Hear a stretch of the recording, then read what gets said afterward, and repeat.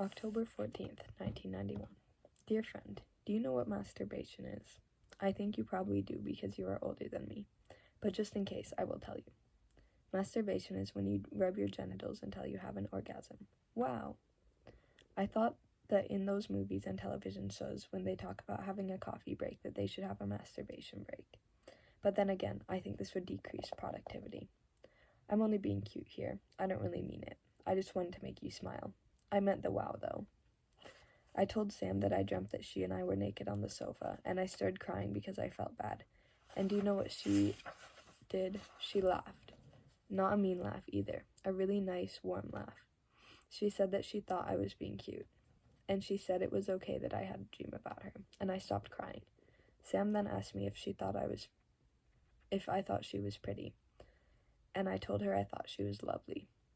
Sam then looked me right in the eye. You know you're too young for me, Charlie. You do know that. Yes, I do. I don't want you to waste your time thinking about me that way. I won't. It was just a dream.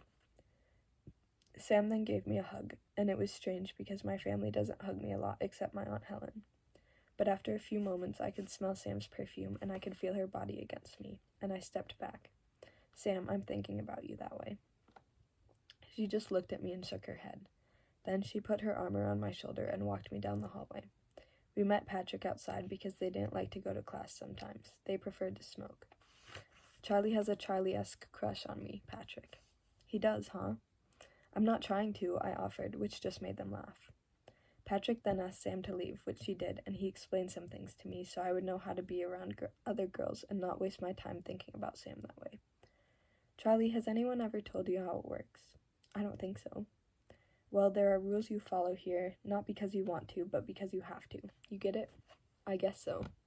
Okay, you take girls, for example. They're copying their moms and magazines and everything they know how to act around guys. I thought about the moms and the magazines and the everythings, and the thought made me nervous, especially if it includes TV.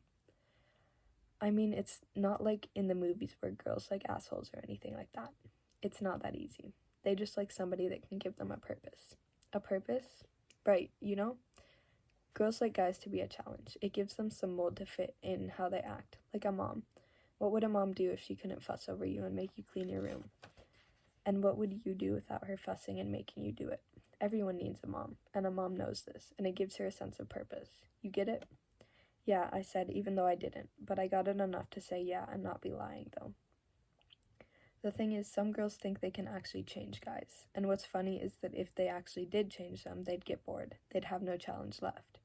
You just have to give girls some time to think of a new way of doing things, that's all. Some of them will figure it out here, some later, some never.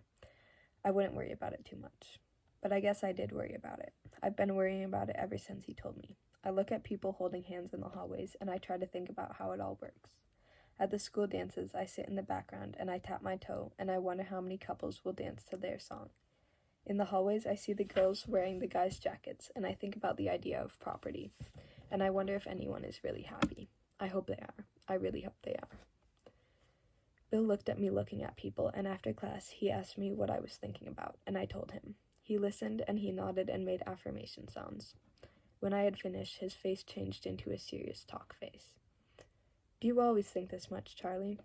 Is that bad? I just wanted someone to tell me the truth. Not necessarily. It's just that sometimes people use thought to not participate in life. Is that bad? Yes. I think I participate, though. Don't you think I am? Well, are you dancing at these dances? I'm not a very good dancer. Are you going on dates? Well, I don't have a car, and even if I did, I can't drive because I'm 15. And anyway, I haven't met a girl I like except for Sam, but I'm too young for her, and she would always have to drive, which I don't think is fair. Bill smiled and continued asking me questions. Slowly, he got to problems at home, and I told him about the boy who makes mixtapes hitting my sister because my sister only told me not to tell Mom or Dad about it, so I figured I could tell Bill. He got this very serious look on his face after I told him, and he said something to me I don't think I will forget this semester or ever.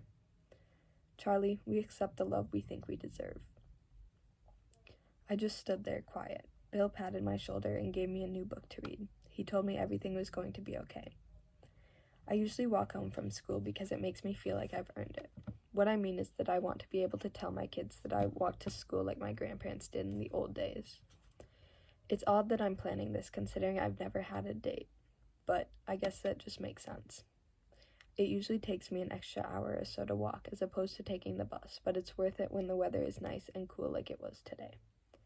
When I finally got home, my sister was sitting on a chair. My mom and dad were standing in front of her, and I knew that Bill had called home and told them, and I felt terrible. It was all my fault. My sister was crying. My mom was very, very quiet. My dad did all the talking. He said that my sister was not allowed to see the boy who hit her anymore, and he was going to have a talk with the boy's parents tonight. My sister then said it was all her fault that she was provoking him, but my dad said it was no excuse. But I love him. I had never seen my sister cry that much. No, you don't. I hate you. No, you don't. My dad can be very calm sometimes. He's my whole world. Don't ever say that about anyone again, not even me. That was my mom. My mom chooses her battles carefully, and I can tell you one thing about my family. When my mom does say something, she always gets her way, and this time was no exception. My sister stopped crying immediately. After that, my dad gave my sister a rare kiss on the forehead. Then he left the house, got in his Oldsmobile, and drove away. I thought he was probably going to talk to the boy's parents, and I felt very sorry for them. His parents, I mean, because my dad doesn't lose fights. He just doesn't. My mom then went into the kitchen to make my sister's favorite thing to eat, and my sister looked at me. I hate you. My sister said it different than she said it to my dad. She meant it with me. She really did. I love you was all I could say in return. You're a freak, you know that? You've always been a freak. Everyone says so. They always have. I'm not trying to be. Then I turned around and walked to my room and closed the door and put my head under my pillow and let the quiet put things where they are supposed to be. By the way, I figure you are probably curious about my dad. Did he hit us when we were kids, or now even? I just thought you might be curious because Bill was, after I told him about that boy and my sister. Well, if you are wondering, he didn't. He never touched my brother or sister. And the only time he ever slapped me was when I made my Aunt Helen cry. And once we all calmed down, he got on his knees in front of me and said that his stepdad hit him a lot, and he decided in college when my mom got pregnant with my older brother that he would never hit his kids. And he felt terrible for doing it, and he was so sorry. And he would never hit me again, and he hasn't. He's just stern sometimes. Love always, Charlie.